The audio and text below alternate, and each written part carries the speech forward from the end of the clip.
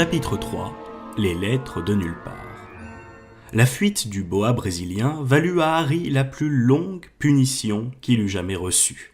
Lorsqu'il fut enfin autorisé à ressortir de son placard, les vacances d'été avaient déjà commencé et Dudley avait eu le temps de casser son nouveau caméscope, d'écraser au sol son avion radiocommandé et d'étraîner son vélo de course en renversant Mrs. Figg qui traversait Private Drive avec ses béquilles. Harry était content que l'école ait pris fin, mais il n'arrivait pas à échapper à la bande de Dudley qui venait chaque jour à la maison. Pierce, Dennis, Malcolm et Gordon étaient tous grands et stupides, mais comme Dudley était encore plus grand et plus bête qu'eux, c'était lui qui était le chef. Et les autres étaient ravis de pratiquer le sport préféré de Dudley, la chasse au Harry. C'est pourquoi Harry passait le plus de temps possible hors de la maison, à se promener dans les environs en pensant à la fin des vacances qui représentait pour lui une minuscule lueur d'espoir. Car en septembre, il entrerait au collège et, pour la première fois de sa vie, il ne serait plus dans la même école que Dudley. Dudley irait à Smelting, un collège privé où l'oncle Vernon avait fait ses études. Pierce Polky s'y était inscrit, lui aussi. Harry, pour sa part, devrait se contenter du collège du quartier, Stonewall High. Dudley en était ravi. « Là où tu vas, on met la tête des nouveaux dans le trou des toilettes, » dit-il à Harry. « Si tu veux t'entraîner, monte avec moi dans la salle de bain. »« Non, merci, » répondit Harry. « Ces pauvres toilettes n'ont jamais vu quelque chose d'aussi atroce que ta tête, ça les rendrait malades. » Et il prit aussitôt la fuite avant que Dudley ait compris ce qu'il avait dit. Un jour de juillet, la tante Pétunia emmena Dudley à Londres pour lui acheter l'uniforme de sa nouvelle école. Elle déposa Harry chez Mrs. Figg, qui fut moins pénible qu'à l'ordinaire, car elle s'était cassé la jambe en trébuchant sur un de ses chats, ce qui avait quelque peu refroidi la passion qu'elle leur portait habituellement. Harry fut même autorisé à regarder la télévision en mangeant un gâteau au chocolat qui avait dû séjourner quelques années au fond d'un placard. Le soir, Dudley parada dans le salon pour montrer à toute la famille ses habits flambant neufs. Un frac marron à queue de pie, un pantalon de golf orange et un canotier. Les élèves de Smelting avaient également une canne dont ils se servaient pour se taper dessus quand les professeurs ne les voyaient pas. C'était, paraît-il, une façon de se forger le caractère.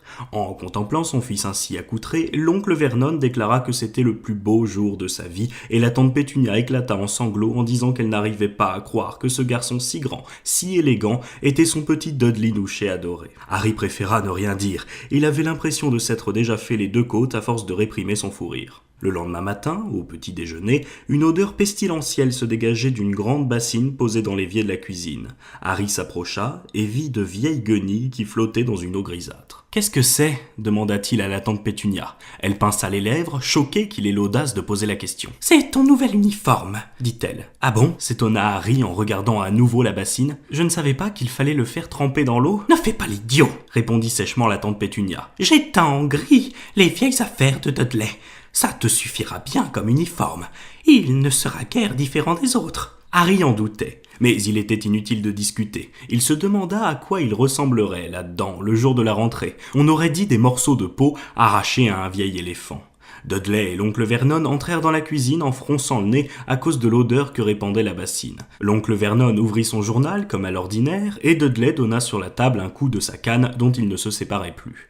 Ils entendirent alors le facteur glisser le courrier dans la boîte aux lettres de la porte d'entrée. « Va chercher le courrier, Dudley !» dit l'oncle Vernon sans lever le nez de son journal. « Harry n'a qu'à y aller !» dit Dudley. « Va chercher le courrier, Harry !»« Dudley n'a qu'à y aller !» dit Harry. « Donne-lui un coup de canne, Dudley !» Harry évita la canne et alla chercher le courrier. Il y avait 3 lettres. Une carte postale de Marge, la sœur de l'oncle Vernon, qui était en vacances à l'île de Wight, une enveloppe de papier craft qui devait être une facture, et une lettre pour Harry. Harry la contempla bouche bée. Son cœur faisait de grands bonds dans sa poitrine, comme une balle en caoutchouc. De toute sa vie, personne jamais ne lui avait écrit. D'ailleurs, qui aurait pu le faire ? Il n'avait pas d'amis, pas de parents autres que son oncle et sa tante. Il n'était même pas inscrit à la bibliothèque, ce qui lui évitait de recevoir des mots désagréables exigeant le retour des livres empruntés. Et pourtant, il avait entre les mains une lettre dont l'adresse ne pouvait prêter à confusion. Monsieur Harry Potter, dans le placard sous l'escalier, 4 Private Drive, Little Whinging, Surrey. L'enveloppe, lourde et épaisse, était faite d'un parchemin jauni et l'adresse était écrite à l'encre vert émeraude. Il n'y avait pas de timbre.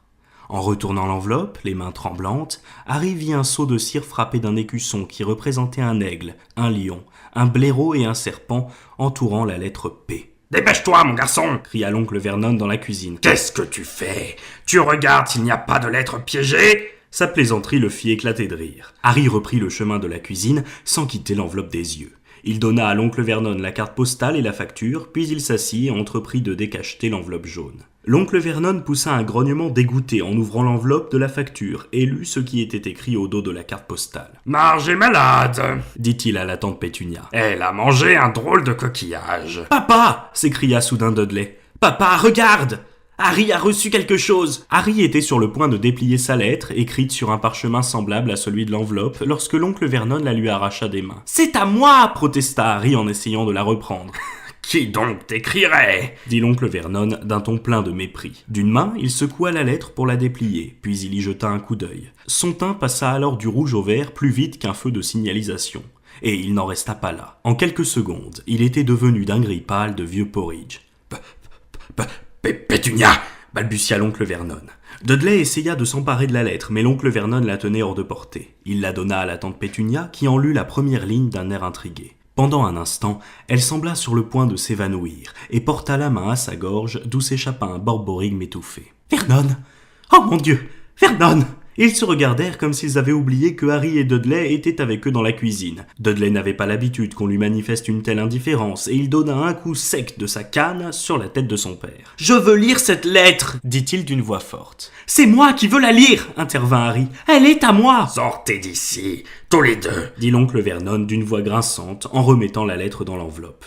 Harry ne bougea pas. « Je veux ma lettre !» hurla-t-il. « Laissez-moi voir !» exigea Dudley. « Dehors !» rugit l'oncle Vernon. Il prit Harry et Dudley par la peau du cou et les poussa dans le couloir en claquant la porte de la cuisine sur eux. Harry et Dudley engagèrent aussitôt un combat féroce, mais silencieux pour savoir qui écouterait au trou de la serrure ce qui allait se dire dans la cuisine.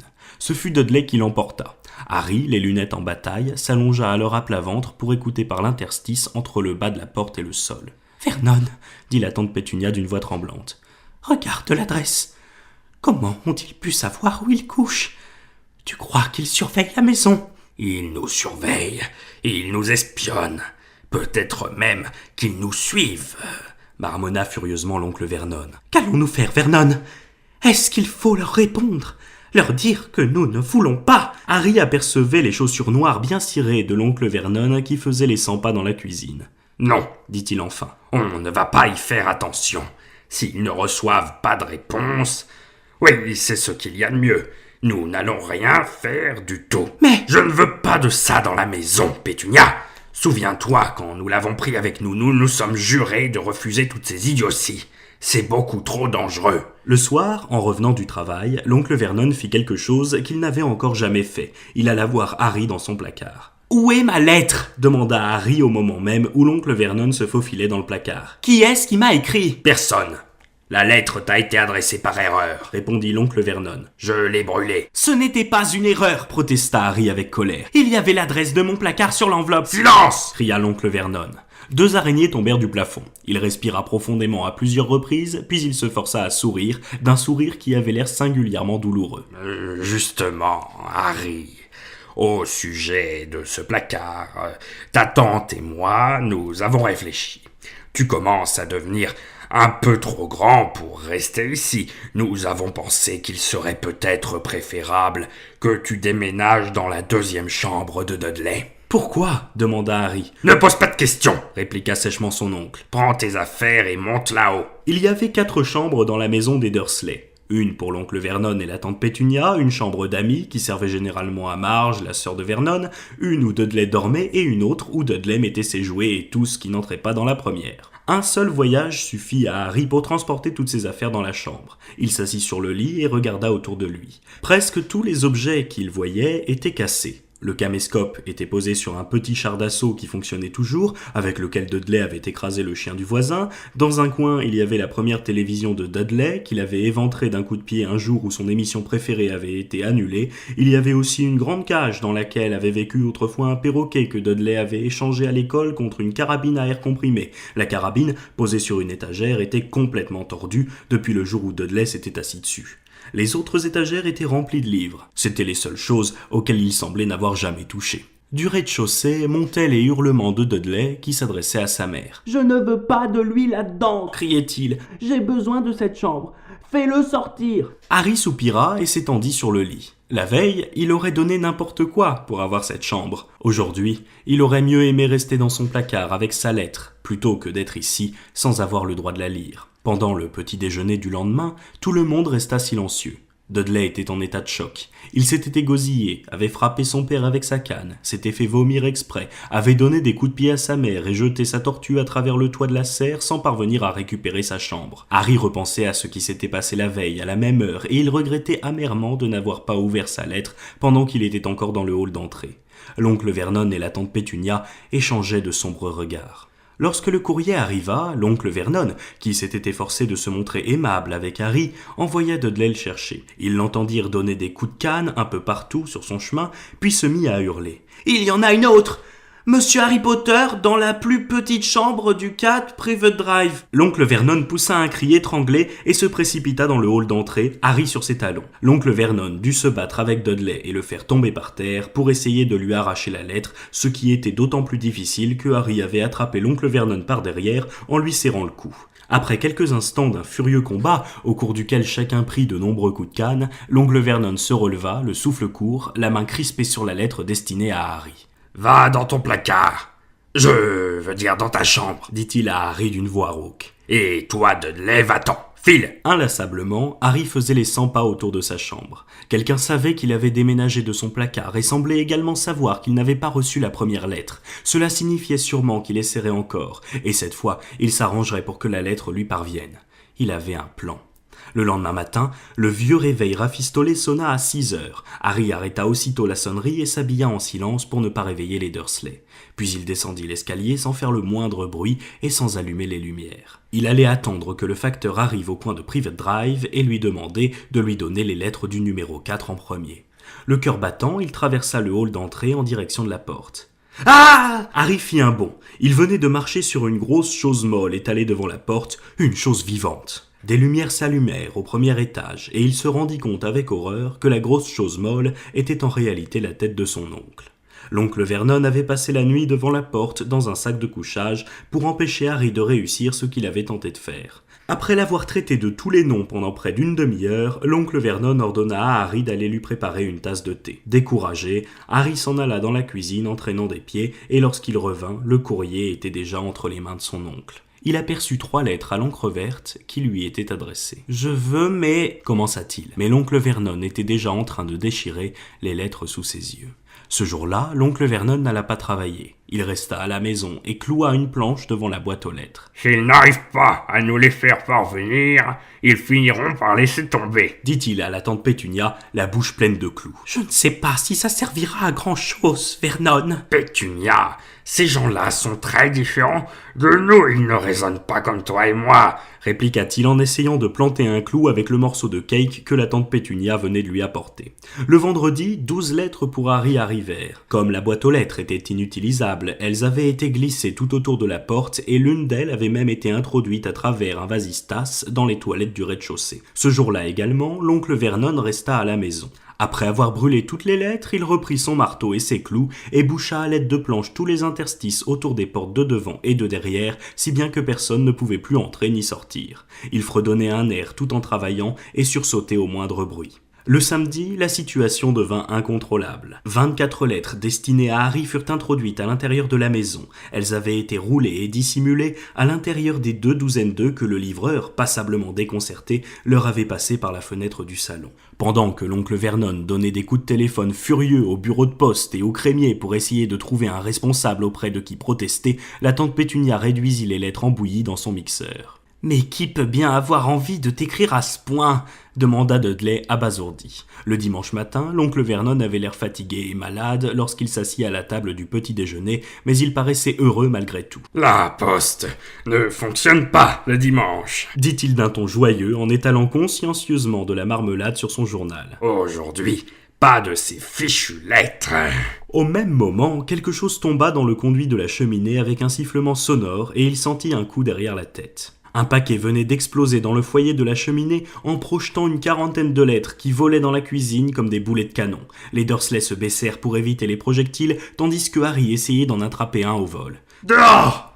Dehors !» L'oncle Vernon saisit Harry par la taille et le projeta dans le hall d'entrée. Puis dès que Dudley et la tante Pétunia eurent pris la fuite en se protégeant le visage de leurs bras, il claqua la porte de la cuisine. Derrière le panneau, on entendait les lettres qui continuaient de voler en rebondissant contre les murs et le carrelage. « Cette fois-ci, ça suffit !» déclara l'oncle Vernon, qui s'efforçait de parler d'une voix calme tout en arrachant des touffes de poils de sa moustache. « Je veux tout le monde prêt à partir dans 5 minutes. On s'en va. Emportez simplement quelques vêtements et pas de discussion. » Il paraissait tellement menaçant avec sa moustache dégarnie que personne n'osa plus faire un geste. 10 minutes plus tard, après avoir arraché les planches qui condamnaient la porte, ils montèrent dans la voiture qui fonça vers l'autoroute. Dudley pleurnichait à l'arrière à cause du coup que son père lui avait donné sur la tête pour les avoir retardés en voulant à tout prix emporter sa télévision, son magnétoscope et son ordinateur dans son sac de sport. Ils roulèrent. La tante Pétunia elle-même n'osait pas demander à son mari où il comptait les emmener. De temps à autre, l'oncle Vernon faisait demi-tour et repartait dans la direction opposée. « On va les semer, » marmonnait-il. Ils roulèrent ainsi toute la journée sans prendre le temps de s'arrêter pour boire ou manger quelque chose. À la tombée du jour, Dudley poussa de longs hurlements. Il avait faim, il avait raté 5 émissions de télévision qu'il tenait absolument à voir et il n'avait jamais passé autant de temps sans pulvériser un extraterrestre sur son ordinateur. L'oncle Vernon arrêta enfin la voiture devant un hôtel sinistre dans la banlieue d'une grande ville. Dudley et Harry partagèrent une chambre avec des lits jumeaux et des draps humides qui sentaient le moisi. Dudley passa la nuit à ronfler tandis que Harry, assis sur le rebord de la fenêtre, regardait les phares des voitures qui passaient dans la rue. Il se posait des questions. Au matin, on leur servit des cornflakes rassis et des toasts recouverts de tomates froides en boîte.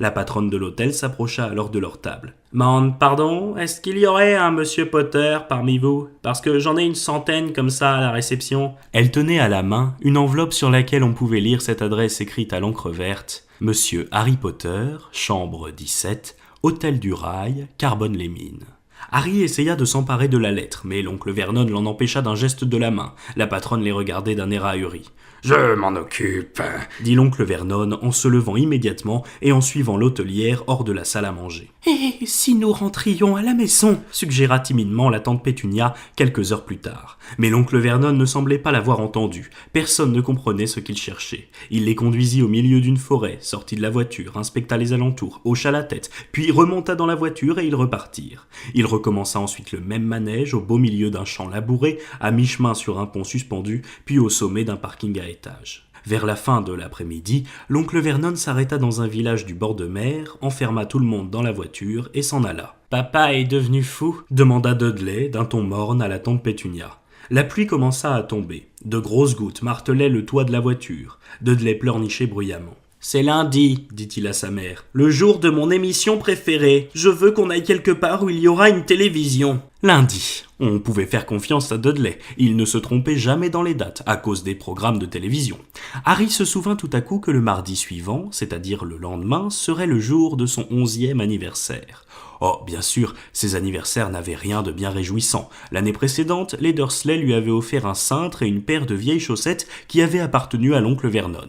Mais quand même, on n'avait pas 11 ans tous les jours. L'oncle Vernon revint en portant sous le bras un paquet long et fin.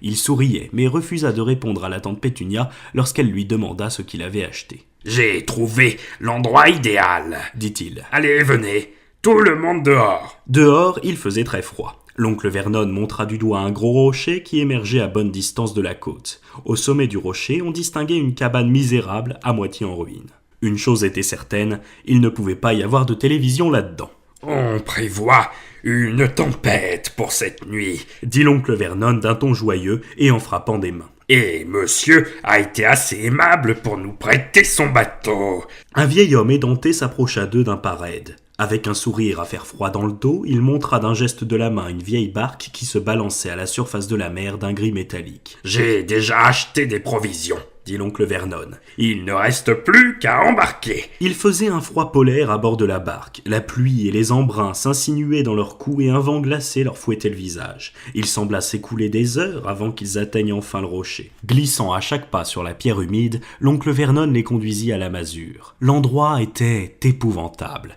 Il régnait une terrible odeur d'algues, le vent sifflait à travers les fissures des murs en planches, et la cheminée humide ne comportait pas la moindre bûche. Il n'y avait que 2 pièces. Les provisions de l'oncle Vernon étaient plutôt maigres, un paquet de chips pour chacun et 4 bananes. Il essaya de faire un feu, mais les emballages de chips vides se consumèrent en ne parvenant à produire qu'un peu de fumée. C'est maintenant qu'on aimerait bien avoir quelques-unes de ces lettres pour faire un bon feu, dit joyeusement l'oncle Vernon. Il était de très bonne humeur. De toute évidence, il était convaincu que personne ne parviendrait à braver la tempête pour leur apporter du courrier dans cet endroit. Harry songea qu'il avait raison, mais cette pensée ne le réjouissait guère. Lorsque la nuit tomba, la tempête annoncée se mit à souffler autour d'eux. L'écume des vagues qui se fracassaient contre le rocher inondait les murs de la cabane et un vent féroce faisait trembler les fenêtres crasseuses. La tante Pétunia dénicha quelques couvertures moisies dans l'autre pièce et fit un lit à Dudley sur le canapé rongé au mithe. Elle s'installa avec l'oncle Vernon dans un lit défoncé de la pièce voisine et Harry dut s'efforcer de trouver un endroit où le sol n'était pas trop dur. Il s'enroula autour de la dernière couverture qui restait, la moins épaisse, la plus déchirée. La tempête devenait de plus en plus violente à mesure que la nuit avançait. Harry, couché par terre, ne parvenait pas à s'endormir. Il frissonnait en se tournant et se retournant pour essayer de trouver une position qui ne soit pas trop inconfortable. Son ventre vide criait famine. Les profonds coups de tonnerre qui avaient commencé à retentir autour de minuit étouffaient les ronflements de Dudley qui dormait dans le canapé. Son bras pendait par-dessus la coudoir et Harry apercevait le cadran phosphorescent de sa montre sur son poignet gras. Dans 10 minutes, exactement, Harry allait avoir 11 ans. Il garda les yeux fixés sur le cadran en se demandant si les Dursley allaient se souvenir de son anniversaire. Il se demanda également où se trouvait l'auteur des lettres en cet instant. Plus que 5 minutes. Harry entendit quelque chose grincer au dehors. Il espérait que le toit n'allait pas s'effondrer, même s'il aurait alors plus chaud. Plus que 4 minutes. À leur retour, il y aurait peut-être tellement de lettres dans la maison de Privet Drive qu'il arriverait à en attraper une. 3 minutes. Était-ce la mer qui cognait aussi violemment contre le rocher ? Plus que 2 minutes. Et ce drôle de craquement, qu'est-ce que c'était ? Le rocher menaçait-il de s'effondrer ? Plus qu'1 minute et il aurait 11 ans. 30 secondes. 20. 10. 9. Et s'il réveillait Dudley, rien que pour l'énerver ? 3, 2, 1. Boum, boum. Toute la cabane se mit à trembler. Harry se redressa brusquement, le regard fixé sur la porte. Dehors, quelqu'un frappait contre le panneau.